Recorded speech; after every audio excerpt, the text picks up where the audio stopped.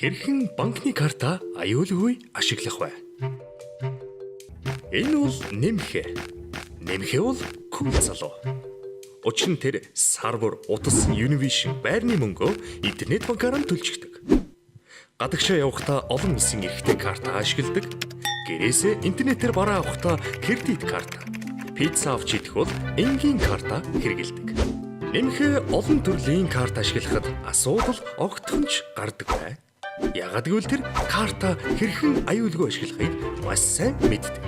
Нэмхэ банкнаас карт шинээр авангуудаа пин кодыг нь тэр дорн сольж пин кодтой цаасаа устгадаг. Шинээр карт авах үрдээ нэмхэ картын арын туудсан дээр гарын үсгээ зурх ёстойг мэддэг. Ингэснээр түүний картыг өөр хүн ашиглах боломжгүй болдог. Тэр ямар сайхан бүсгүй байсан карта өгч ашиглуулдаг бай. Карт өөртөө маш их мэдээлэл агуулдгийг нэмэхээ сайн мэд. Энэ бол картын хүчинтэй хугацаа. Харин энэ бол картын дугаар. Харин энэ бол интернет худалдаанд ашигладаг CVV дугаар. Өөр хэн нэгэн эдгээр бүх мэдээллийг ашиглан интернет худалдан авалт хийж болдгийг тэрээр маш сайн мэддэг тул яаралтай тохиолдол гарсан ч бусдад өгч ашиглуулдаггүй. Тэр худалдан авалт хийхдээ карта өгч явуулдаг бай. Нууц үгэн өөрөө хийдэг. Нэмэхэ ихч хөдөлмөрлөдөг, ихч мөнгө олдог.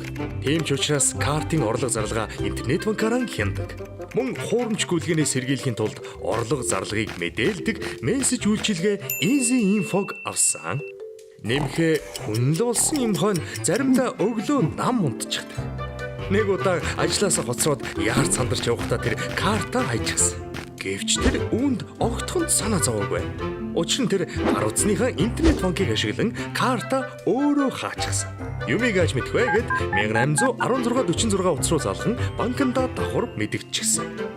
Харин дараа нь карта дахин захиалаад гоё загвартай карт тавлсан доо. Нэмэхэж чулуу шиг ирэх үндэ.